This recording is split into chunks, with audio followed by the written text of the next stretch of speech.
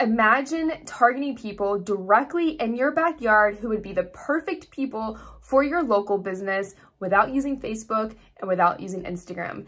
In a second, I'm going to show you how to set up ads using a service called Nextdoor. Nextdoor is an app or a platform that works directly in your neighborhood, in your backyard, and it's the perfect platform for local businesses. This video is going to be perfect if you're a freelancer who wants to offer this service to your clients, if you're a business owner who wants to take advantage of Nextdoor's advertising platform. It just launched and I'm going to show you how to do it. Let's dive in. All right, everyone. So before we dive in, I want to say that Nextdoor is a really great platform. No matter if you're using this for a business owner, just as somebody who lives in a community or in a neighborhood, I love Nextdoor because I can know exactly in my backyard what is going on with my neighbors, if there's a dog that went missing, if there are recent break-ins, or even if there are recent events, new restaurants to check out. It's a really great platform that ties people in directly with their neighbors and within their backyard. Now, I've been using Nextdoor from a business level for many years. I was one of the early adopters, and you can claim a citation on Nextdoor as a business owner. So if you haven't done that yet, definitely check this out or check that out. That will be different than the advertising platform, but you can claim a citation on Nextdoor. And I could identify immediately, even back in 2013, that this is going to be a really great platform. I was just waiting for the advertising dashboard to launch, and here we are. So to advertise on Nextdoor, you're going to need to go to ads.nextdoor.com, and you're either needing to register or connect with an account representative, but this is what the back end of the website or the dashboard will look like, so you know what you're getting yourself into before you sign up. Now, you may, if you advertise on Facebook or Instagram, this may look pretty familiar to you. So this is what the dashboard of Nextdoor looks like for the self-serve advertising platform. You can create a campaign, a dashboard. There's even a pixel you can add to your website, which would be really great for tracking. And then we have settings. So I'm just going to spin through a campaign with you. It's going to be a totally false campaign. I'm just going to spin through it with you. So I'm going to name this one Test. And you have three objectives here: awareness, consideration, and conversion. Now, depending on what it is exactly you're trying to do, you'll definitely need to choose the right objective. I originally was running a campaign as a traffic campaign because I wanted to get more page clicks to, I wanted to get more clicks to a website for an event that I was promoting, but it wasn't running as strongly as I wanted it to. So I actually pivoted to awareness campaign, which actually gave me the clicks that I was looking for. So typical advertising bits here. If you advertise on Facebook or Instagram, you already know these objectives. But if you're new to advertising in general, you essentially just want to choose an objective that you think fits for your business and be prepared to pivot because hello, that's digital marketing in this day and age. So I'm going to choose an awareness campaign. And something to consider as well is going to be your budget. If you have a really healthy budget, then conversion is going to be a great objective for you more than likely because you're really going to be able to get volume and to test. If you're working on a small budget, you may want to consider awareness or consideration campaigns. All right, so let's move on. We're going to name this ad group. I'll name it Test Ad Group.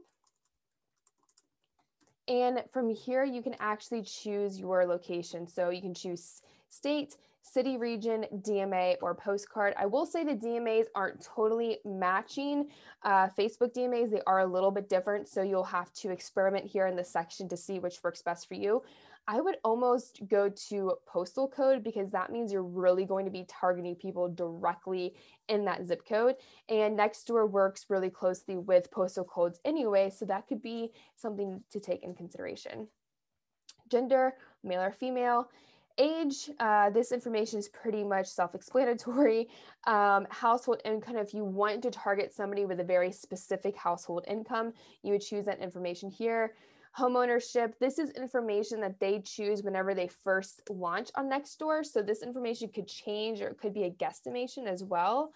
Device that they're using it on. Now let's get to interest. So something I want you to take in consideration, depending on your budget and depending where you're targeting people, you may want to change your strategy a little bit.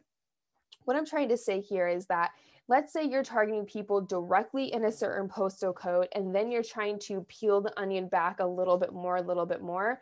On a small budget, you're not really going to be able to push out that information as much because the algorithm is going to be looking for that solution, and you'll be spending money in different areas. So if you have a smaller budget, I would really consider leaving this open a little bit and taking into consideration maybe some higher elements like affinity, reach, and things of that nature. Now, if you have a larger budget and you're targeting a larger geographical area, then this could be a lot of fun. You can really get down to your audience and the people that you want to connect with. So this is their list, Nextdoor's list of interests of people who you can target. So there's a lot of information here. They definitely still have room to go. It's not comparable to Facebook's, but they hit all of the important elements here as well. So the CPM bid or the CPC bid is pretty standard. I would probably put this though at a higher budget. So maybe like $450 average. So that way, whenever you were telling the algorithm, you're telling the platform to really push it out there and you're okay with this top line CPM bid. Now you can have modifiers depending if it's newsfeed or for sale or for free. So that's definitely something to take into consideration. And then you're going to have a daily goal budget. So they don't have it split down between daily and lifetime at this moment. So you will have to break it down to daily. And this is what could stunt you a little bit if you're on a smaller budget. So that's something to keep in mind. It is going to be based off of a daily budget. And I would, at the very least, start with $20 a day if possible, maybe 10 or 15. But you don't want to go too much lower than that. And then you can set the impression cap, which is really great, meaning your ad will not show to the same person more than 10 times. I guess that's the lowest it can go, impressions per week. So that's something that's really great because the last thing you want to do as an advertiser is annoy people in the process. And then we have a schedule that you can choose from us here. And they also have a time ticker. So we're just going to hit continue. I don't know if it'll let me. Okay. So let's make this, let's make it $15. Whoops.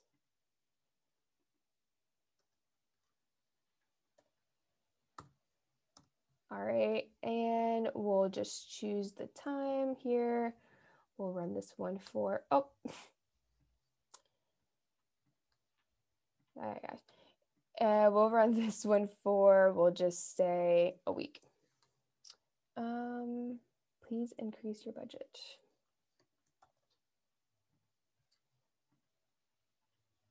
All right, so now we have the actual ad. They only have one option at the moment, which is an image post. So we're going to choose that here. Creative best practices, they have some information that you can follow here. It's just some guidance whenever you're actually uploading your creative. And then here you're going to write down or type in the name of the business that you represent. You can upload a logo.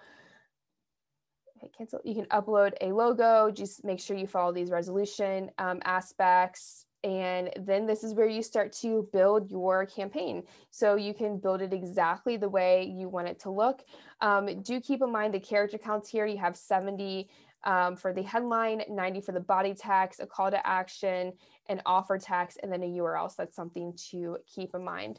So let me go ahead and show you what an ad looks like that I've been managing. All right, so this is what it looks like. As you can see here, we have the logo. This is the nonprofit that I work with, the Hope Center in Claremont, Florida. You should check them out. This is the name of the event, Lake County Cornhole Tournament. We're looking for the best team in town. Is it your team? Register to enter. Here's the copy or the artwork rather. Here is the offer text, register to play, and then a link to learn more. So it's pretty on par with other advertising platforms. And this is going to be so great for local businesses, especially who want to target people directly in the zip codes where they service. So I'm talking like restaurants, handymen or handy companies, local appliance stores, local boutiques, events, all sorts of stuff. And it's so great because, again, just targeting right in your backyard. So I anticipate Nextdoor will develop their program and it'll get better and better over time. But for now, I 10 out of 10 recommend sinking your teeth into this, especially if you're a freelancer who wants to offer this service, test it on your business, or if you are a local business who wants to take advantage of this as well. And again, this is a great way to target people directly in your backyard who may not be on Facebook or on Instagram. So it's a great tool to tap into. I'll keep you posted as things develop. And if you have any questions, please comment below. Please be sure to subscribe to my channel. And if you have any questions about local business digital marketing or growing your business as a freelancer, I'm the girl to help you do just that. I'll see you in the next video. Bye.